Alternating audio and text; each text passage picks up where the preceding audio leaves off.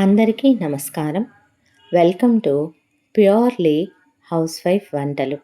Evening ఒక మంచి స్నాక్గా సాంబార్లోకి, రసంలోకి side డిష్గా చేసుకునే చికెన్ వడ ఎలాగో చూద్దామా? 3 టేబుల్ స్పూన్ల పచ్చిశనగపప్పు శుభ్రంగా కడిగి మంచినీళ్ళల్లో ఒక 2 గంటల ముందు నానబెట్టుకోండి. ఈ పచ్చిశనగపప్పు మనం బైండింగ్ కోసం వాడతాం. చాలా హెల్దీ కూడా ఈ వడ. ఇప్పుడు గ్రీన్ పీస్ సీజన్ కదా, ఒక 4 టేబుల్ స్పూన్లు ఫ్రెష్గా దొరికే గ్రీన్ పీస్ తీసుకున్నాను నేను. ఇవి ఫ్రోజన్ వాటికన్నా ఫ్రెష్వి వాడుకుంటే బాగుంటుంది.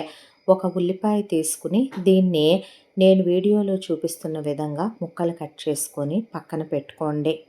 ఈ చికెన్ వడ పిల్లలకి చాలా హెల్దీ అండి. తప్పకుండా ఒకసారి ప్రిపేర్ చేసి చూడండి.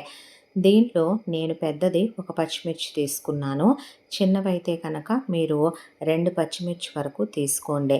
మీ స్పైస్ లెవెల్స్ని బట్టి అడ్జస్ట్ చేసుకోండి. ఒక మిక్సీ జార్ తీసుకొని నీళ్లు వంపేసిన నానబెట్టిన పచ్చిశనగపప్పు మిక్సీలో వేసుకొని మనం ముందే కడిగి శుభ్రంగా పెట్టుకున్న గ్రీన్ పీసు 4 టేబుల్ స్పూన్లు ఈ పచ్చిశనగపప్పులో యాడ్ చేసుకుని ఇప్పుడు దీన్ని కోర్సుగా ఒక్కసారి మిక్సీ పట్టుకోండి. ఇవి కచ్చపచ్చగా నలిగితే సరిపోతుంది.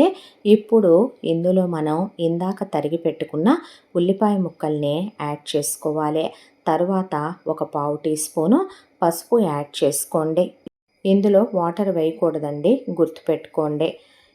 కడిగి తరిగి పెట్టుకున్న గుప్పెడు కొత్తిమీర, అలాగే ఇందులో మనం ఇందాక తరిగి పెట్టుకున్న పచ్చిమిర్చి, శుభ్రంగా మనం కడిగి పెట్టుకున్న పుదీనా ఒక పావు కప్పు, అలాగే మనం 2 రెమ్మల కరివేపాకు కడిగి ఇందులో వేసుకోవాలి. ఇప్పుడు ఇందులో ఒక టీ స్పూను అల్లం వెల్లుల్లి పేస్టు, రుచికి సరిపడా సాల్ట్, అంటే నేను ఒక టీ స్పూన్ సాల్ట్ యాడ్ చేశానండి.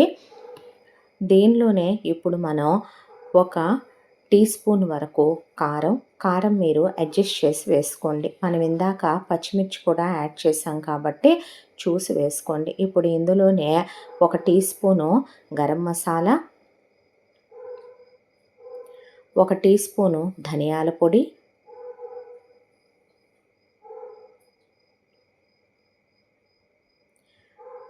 కసూరి మేతి ఒక టీ స్పూను, సోంపు పొడి ఒక టీ స్పూను,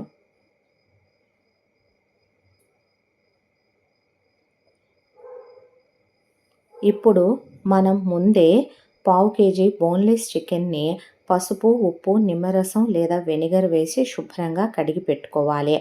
ఆ చికెన్ కూడా ఇది పచ్చి చికెనేనండి. ఇప్పుడు ఆ చికెన్ని మనం ఈ మిక్సీ జార్లో వేసుకుందాం. వేసుకున్న తర్వాత దీన్ని మెత్తగా పేస్ట్ పట్టుకోవాలి.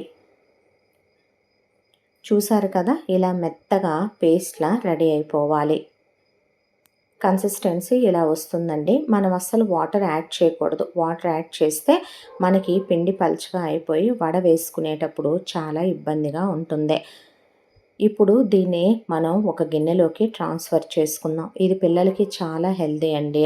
కొంతమంది పిల్లలు బలహీనంగా ఉంటారు. డెలివరీ అయిన లేడీసు, ఆపరేషన్ అయిన వాళ్ళు, అలాగే ఎదిగే వయసులో ఉన్నటువంటి పిల్లలు, చిన్న పిల్లల దగ్గర నుంచి పెద్దవాళ్ళ వరకు ఎవరైనా తినే టేస్టీ హెల్దీ రెసిపీ ఇది. తప్పకుండా ట్రై చేయండి. ఒక ప్లేట్లో టిష్యూస్ వేసి రెడీగా పెట్టుకోండి. ఇప్పుడు స్టవ్ ఆన్ చేసుకుని కడాయి పెట్టుకుని ఇందులో మనం ఇంట్లోనే చేసుకునే రెసిపీ కాబట్టి ఆయిల్స్ రీయూజ్ చేయం కాబట్టి నేను ఒక 150 ml ఆయిల్ వరకు వేసానండి. మీరు కూడా అంతే వేసుకోండి. ఇంట్లో ఆయిల్స్ 1 or 2 టైమ్స్ కన్నా రీయూజ్ చేయటం డీప్ ఫ్రైడ్ ఆయిల్స్ మంచిది కాదు. ఇప్పుడు ఒక బౌల్లో వాటర్ తీసుకుని చేయి తడుపుకుని మన అరచేయి కూడా తడుపుకుని మనం ముందే రెడీ చేసి పెట్టుకున్న చికెన్ వడ మిక్స్తో ఇలా రౌండ్గా బాల్లా చేసుకోవాలి.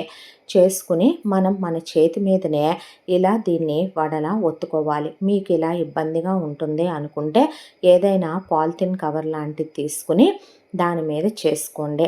ఆయిల్ రాసి చేసుకున్నా కూడా చాలా ఈజీగా వచ్చేస్తుంది. నాకంటే అలవాటు కాబట్టి ఇలా చేశాను.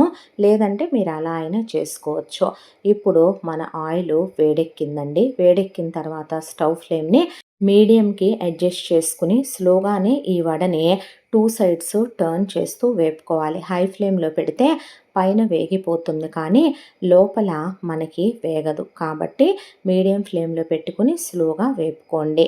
ఇలా 2 సైడ్స్ కూడా మనకి గోల్డెన్ బ్రౌన్‌లో ఫ్రై అయిన తర్వాత మీరు వడని తీసి ఆయిల్ స్ట్రెయిన్ అయిన తర్వాత మనం ఇందాక టిష్యూ పేపర్స్ వేసి రెడీగా పెట్టుకున్నాం కదా! ఆ ప్లేట్‌లో ఈ వడని వేసుకోండి. ఆయిల్ అసలు లాగదండి. ఏదైనా కొంచెం ఆయిల్ ఉన్నా excess oil tissue paper observe చేసేస్తుంది. ఇది తప్పకుండా ట్రై చేసి ఎలా కుదిరిందో రెసిపీని నాకు చెప్పడం మర్చిపోవద్దు. మన ఛానల్‌ని లైక్ చేసి సబ్స్క్రైబ్ చేసుకోండి.